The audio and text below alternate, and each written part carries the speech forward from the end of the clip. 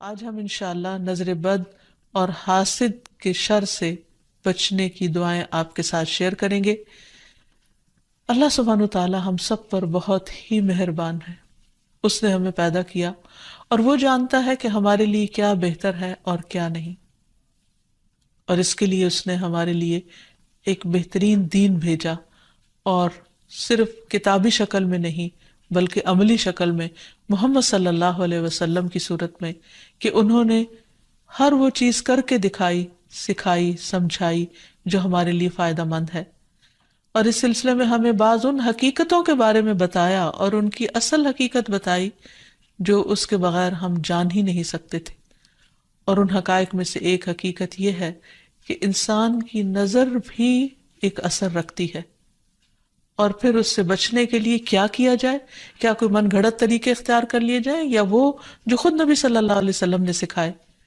کیونکہ اگر ہم وہ طریقے اختیار کریں گے جو رسول اللہ صلی اللہ علیہ وسلم نے خود اختیار کیے یا اختیار کرنے کا حکم دیا، تو اس میں ہمارے لیے بھلا ہی بھلا ہے، فائدہ ہی فائدہ ہے، کیونکہ وہ موسٹ اوتھینٹک چیزیں ہیں، موسٹ ایکوریٹ چیزیں ہیں، کیونکہ اس کا سورس وحی الہی ہے، اور باقی چیزیں انسانوں کا علم ہے، کہاں انسانوں کی عقل یا تجربات اور مشاہدات، اور کہاں اللہ رب العزت کی بھیجی ہوئی تعلیم۔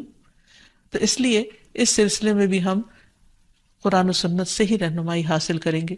اور پھر دعا کرتے وقت یاد رکھیے کہ سب سے پہلے اللہ سبحانہ و تعالیٰ کی حمد و ثنا، اللہ تعالیٰ کی حمد و ثنا میں نبی صلی اللہ علیہ وسلم کی وہ دعائے استفتاح جو صبح و تہجد کے وقت آپ پڑھا کرتے تھے بہت ہی خوبصورت ہے۔ اس میں بہت ہی عمدہ انداز سے آپ صلی اللہ علیہ وسلم اللہ تعالیٰ کی حمد بیان کرتے ہیں۔ الفاظ ہیں کچھ یوں: اللہم لک الحمد انت قیم السماوات والارض ومن فیہن، ولک الحمد لک ملک السماوات والارض ومن فیہن، ولک الحمد انت نور السماوات والارض، ولک الحمد انت الحق ووعدک الحق ولقاؤک حق وقولک حق والجنة حق والنار حق والنبیون حق ومحمد صلی اللہ علیہ وسلم حق والساعة حق۔ اے اللہ، ہر طرح کی تعریف تیرے ہی لیے ہے، تو آسمان اور زمین اور ان میں رہنے والی تمام مخلوق کو قائم رکھنے والا ہے، ہم تمام کی تمام بس تیرے ہی لیے مناسب ہے، آسمان اور زمین اور ان کی تمام مخلوقات پر بادشاہت صرف تیرے ہی لیے ہے اور تعریف تیرے ہی لیے ہے، تو آسمان و زمین کا نور ہے اور تعریف تیرے ہی لیے ہے، تو حق ہے، تیرا وعدہ حق ہے، تیری ملاقات حق ہے، تیرا فرمان حق ہے، جنت حق ہے، دوزخ حق ہے، انبیاء حق ہیں، محمد صلی اللہ علیہ وسلم حق ہیں، اور قیامت کا ہونا برحق ہے۔ اور پھر اللہ تعالیٰ کی حمد و ثنا کے بعد درود شریف کا پڑھنا دعاؤں کی قبولیت کا ذریعہ بنتا ہے۔ تو اس لیے جب بھی اللہ تعالیٰ کو پکاریں، اللہ تعالیٰ سے قبولیت کا یقین رکھتے ہوئے اس کو پکاریں، اور خصوصاً زندگی میں پیش آنے والی ان مشکلات کو جن کا سبب معلوم ہو، اور ان مشکلات میں بھی جن کا ہمیں سبب معلوم نہیں، ان سب کو دور کرنے کے لیے اللہ تعالیٰ کی مدد لیں۔ جہاں تک نظر بد کی حقیقت کا تعلق ہے تو اس کے بارے میں نبی صلی اللہ علیہ وسلم نے ہمیں بتایا ہے۔ آپ نے فرمایا العین حق، کہ نظر لگنا برحق ہے، یعنی انسانی نظر کے اندر ایسی ریز ہوتی ہیں، ایسی تاثیر ہوتی ہے جو دوسرے کے اوپر جا کر اثر انداز ہوتی ہے اور اس کو نقصان پہنچا سکتی ہے، لیکن یہ ہوتا ہے اللہ کے اذن سے، اللہ کے حکم سے۔ اللہ تعالیٰ جس چیز میں چاہے خیر رکھ دے، جس چیز میں چاہے تکلیف کا عنصر رکھ دے، اور اس کے ہر فیصلے میں خیر و بھلائی ہی ہے۔ جو کچھ ہوتا ہے وہ اسی کے حکم سے ہوتا ہے۔ مثلا ہم دیکھتے ہیں کہ یعقوب علیہ السلام کے بیٹے جب مصر میں سب جا رہے تھے تو انہوں نے خاص طور پر ان کو تلقین کی تھی کہ تم ایک دروازے سے داخل نہیں ہونا، اور اس کی وجہ یہی تھی کہ ان کو ڈر تھا کہ کہیں یہ سارے نوجوان اکٹھے جب مل کر داخل ہوں گے تو دیکھنے والوں کی نظر کا شکار نہ ہو جائیں۔ تو انہوں نے کہا وَمَا أُغْنِيَ عَنكُم مِّنَ اللَّهِ مِن شَيْءٍ إِنِ الْحُكْمُ إِلَّا لِلَّهِ عَلَيْهِ علیہ توکلت وعلیہ فلیتوکل المتوکلون.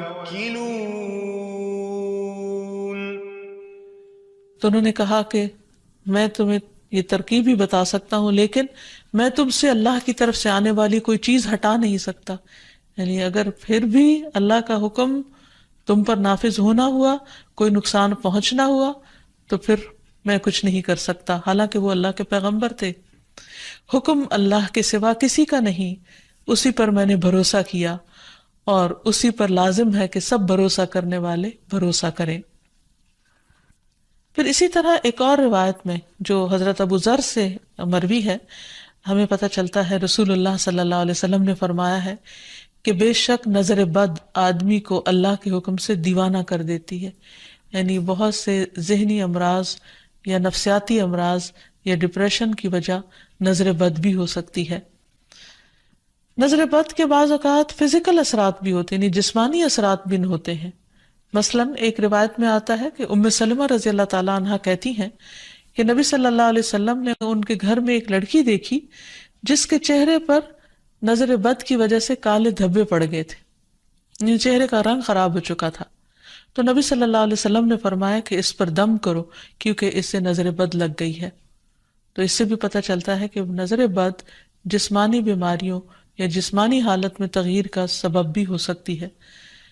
پھر آپ نے یہ بھی فرمایا کہ نظر بد آدمی کو اللہ کے حکم سے دیوانہ کر دیتی ہے، حتیٰ کہ بعض اوقات انسان اونچی جگہ پر چڑھتا ہے اور پھر وہاں سے گر پڑتا ہے. یعنی بعض اوقات بچے آپ نے دیکھا ہوگا کہ کھیل رہے ہوتے ہیں، اچھے بھلے کھیل رہے ہوتے ہیں، ایک دم ماں باپ دیکھ کر خوش ہوتے ہیں، اچانک وہ ایسی چیز سے جا ٹکراتے ہیں کہ بعض اوقات بڑے بڑے حادثات ہو جاتے ہیں. تو ایسی صورت میں جب بھی انسان کسی چیز کو دیکھے جس پر دل خوش ہونے لگے تو فوراً ماشاء اللہ پڑھے، اللہ کا ذکر کرے، تو پھر نظر کے برے اثرات سے محفوظ رہا جا سکتا ہے. پھر اسی طرح بعض اوقات بچے بلا وجہ رونا شروع کر دیتے ہیں اور چپ ہی نہیں ہوتے، تو اس میں بھی نظر بد کا اثر ہوتا ہے. حضرت عائشہ کہتی ہیں کہ ایک مرتبہ نبی صلی اللہ علیہ وسلم تشریف لائے تو ایک بچے کے رونے کی آواز سنی. آپ نے فرمایا کہ یہ بچہ کیوں رو رہا ہے؟ تم اس کی نظر کیوں نہیں اتارتے؟ یعنی اس پر ایسے اذکار پڑھے جائیں کہ جس کی وجہ سے اس کی یہ تکلیف دور ہو جائے. پھر اسی طرح بچوں کا کمزور ہونا، ان کی صحت درست نہ ہونا. آپ صلی اللہ علیہ وسلم نے حضرت اسماء بنت امیس سے کہا، کیا بات ہے کہ میں اپنے بھائی جعفر کے بیٹوں کے جسموں کو دبلا پتلا دیکھ رہا ہوں، یعنی ان کی صحت اچھی نہیں ہے، کیا انہیں فقر و فاقہ رہتا ہے، یعنی کھانے کو کچھ نہیں ملتا؟ انہوں نے عرض کیا، نہیں، بلکہ انہیں بہت جلد نظر لگ جاتی ہے. آپ نے فرمایا انہیں دم کرو. انہوں نے آپ کے سامنے چند کلمات پیش کیے تو آپ نے فرمایا انہیں دم کرو، یعنی ان کلمات کے ساتھ دم کرو. وہ کلمات انشاءاللہ آگے بتائے جائیں گے. پھر اسی طرح بعض اوقات نظر بد کی وجہ سے جان بھی خطرے میں پڑ جاتی ہے یا انسان شدید بیمار ہو جاتا ہے. اور آپ صلی اللہ علیہ وسلم نے خصوصی طور پر ایک موقع پر جب ایک صحابی نے دوسرے کو دیکھا تو ان کی طبیعت خراب ہو گئی، تو آپ صلی اللہ علیہ وسلم نے خود ان کے سینے پر 3 دفعہ ہاتھ مارا اور یہ دعا پڑھی، اللہم اذھب عنہ حرہا وبردہا ووصبہا، اے اللہ اس کی گرمی اور سردی اور بیماری اور لاغری دور کر دے. پھر کھڑے ہوئے اور فرمایا، جب کسی کو اپنے بھائی کا وجود یا کوئی مال پسند آئے، یعنی کوئی چیز اٹریکٹ کرے، تو اس کے لیے برکت کی دعا کرے، کیونکہ نظر لگ جانا برحق ہے. تو اس حدیث سے بھی پتہ چلتا، اور یہ سلسلہ صحیحہ کی صحیح حدیث ہے، اور جن کو نظر لگی تھی وہ حضرت سہل تھے، اور یہ تفصیلی روایت ہمیں حدیث کی کتاب سے مل جاتی ہے. پھر اسی طرح نظر کی وجہ سے بعض اوقات موت تک واقع ہو جاتی ہے. آپ صلی اللہ علیہ وسلم نے فرمایا کہ اللہ کی قضاء و قدر کے بعد نظر بد ہی میری امت کے اکثر لوگوں کی موت کا سبب بن جاتی ہے. اچانک پھر کوئی ایسی بیماری آ جاتی کہ انسان کی زندگی کے خاتمے کا ذریعہ بن جاتی.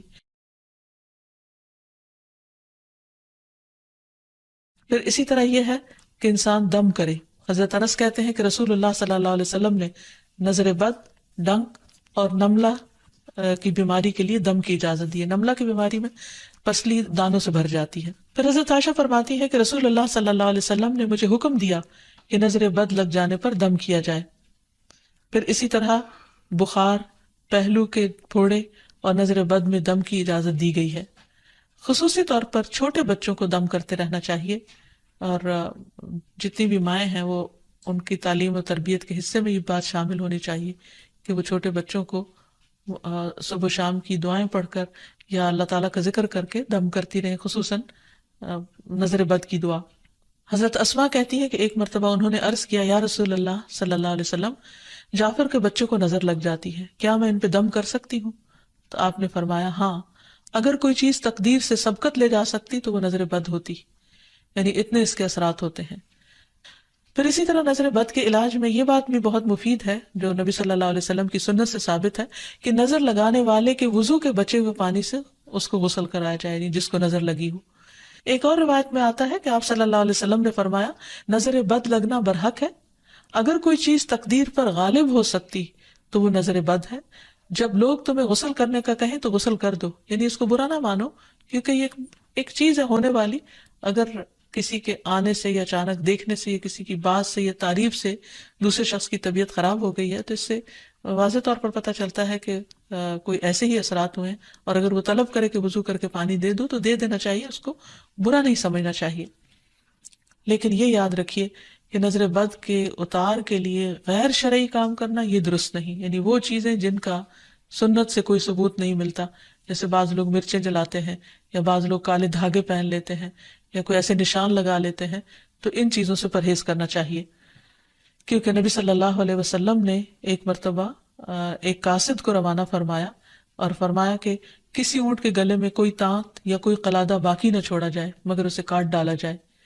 تو مالک نے کہا کہ یہ لوگ قلادے نظر بد سے بچانے کے لیے ڈالتے ہیں یا ایسے دھاگے ڈال دیتے ہیں، تو آپ نے فرمایا ان کو کاٹ کے ختم کر دیا جائے۔ پھر اسی طرح شرکیہ دم نہیں کرنے چاہیے جس میں اللہ سبحانہ تعالیٰ کے علاوہ کسی اور کو پکارا گیا ہو یا ان کا نام لیا گیا ہو۔